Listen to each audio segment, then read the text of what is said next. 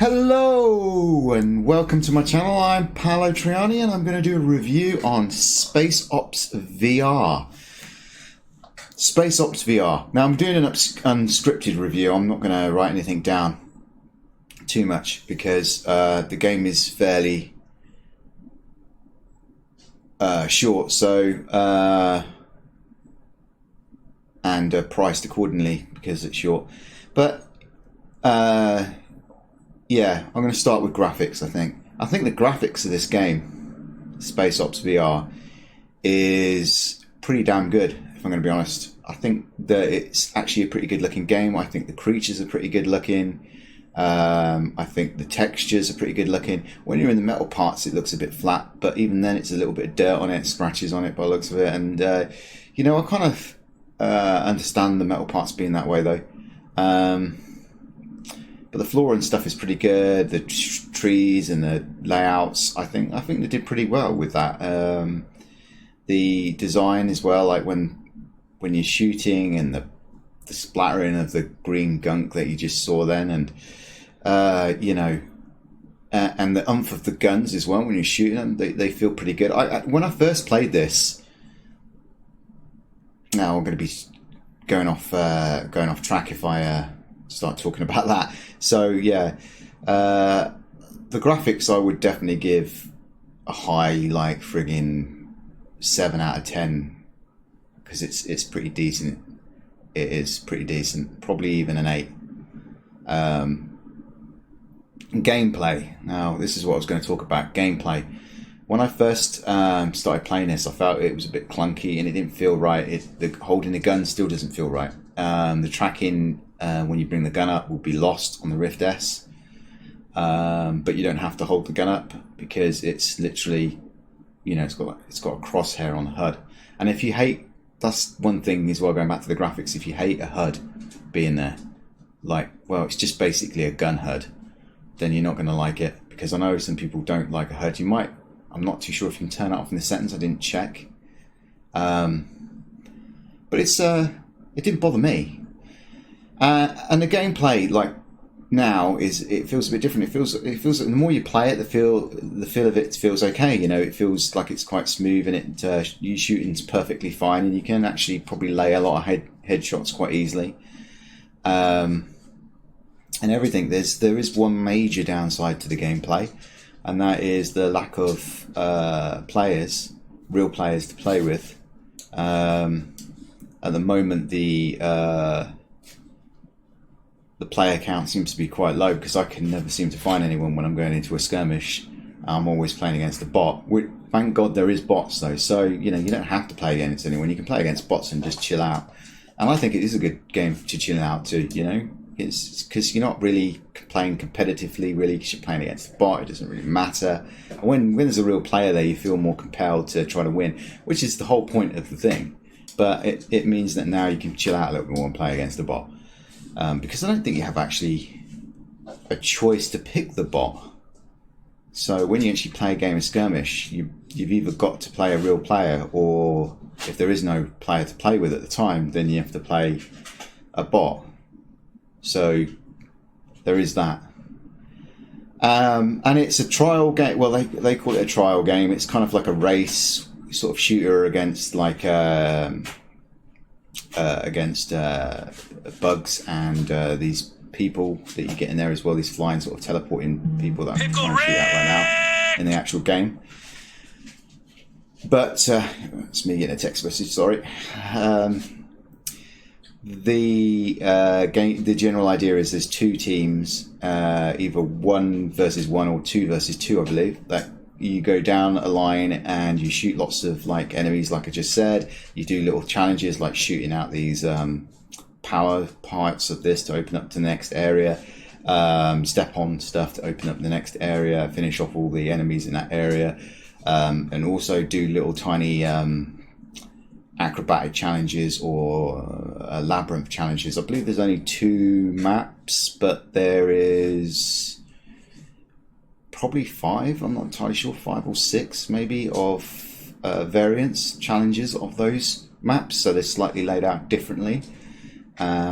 Different, you know, obstacles and different enemy antagonists that come at you. This is the boss as well of the of one of the maps, Challenge 1 boss, I believe, that I'm fighting here. I think it's the same with all the same map. All the challenges will be the same boss probably. But yeah, you finish that to actually finish off completely. But like, yeah, I actually think the sound's okay. Sometimes I'm hearing something behind me when it's slightly in front of me, but that seems to be the flies that are in the game. That could be something to do with my audio, I'm not entirely sure. But other than that, it sounds beefy enough, it sounds convincing enough to me to be happy enough with the audio. That, you know, for instance, this spider will make a big thudding sound. I think some people said that there's screen wobble, which you just saw there, and some people don't like that screen wobble. I can handle the screen wobble quite easily. It makes sense considering, you know, this big thing's walking around and he's shaking the whole flipping floor underneath you, that it should wobble a little. But some people don't like that, and I'm not sure if there's an option to turn it off, but from what I've read in the Steam reviews, there probably isn't. And it's got mixed reviews on Steam, probably because of the player count. And that's not really their fault, is it, if people aren't buying the game, because it's not actually a super terrible game. It's crashed on me once, but that could be because I'm overclocking, and my overclocks are pretty fat, so yeah, that could be the reason why I crashed. But I sent a crash report off to them anyway. I did get a review key, by the way. I just want to point out I did get this key to review. And I think what Space Junkies, they reduced the price to get more players in, and I think when this first came out it was on discount, and I think that discount really was kind of the right price for the game. I think the price right now is not the right price with the lack of current player base, considering this is a co-op game and a multiplayer game, a kind of race game where you race into the other side.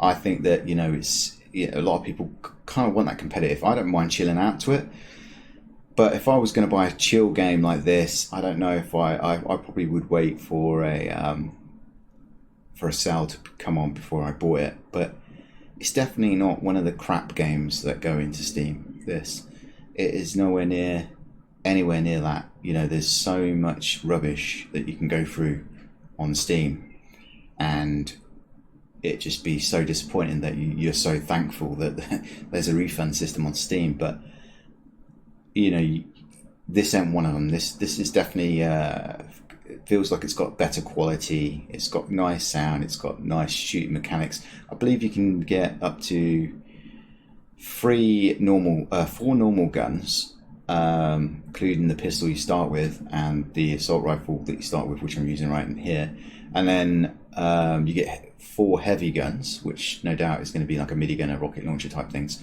like that, which you have to level up to unlock. And you get like loads of different types of grenades, and I don't think they're all grenades, some of them are health drops. And as you go on, you get emotes, because you can actually do emotes. They had emotes in this, which would have made it quite fun for multiplayer. I mean, you can literally go up to the barrier on the other side, see the other person that's also racing on the other side, and do an emote where you'd be like waving at them, you know, or which would have been cool. And as you gain more XP, I assume you'd get more emotes, and you would also get some armor as well. So there is stuff to do, stuff to unlock, stuff to enjoy about the game, and it is kind of enjoyable. But I don't just think with the player base where it's sitting right now, it's just not worth the asking price. Maybe a sale price, if you want to play it, it'd probably be worth it then, because yeah, they're asking a little bit too much.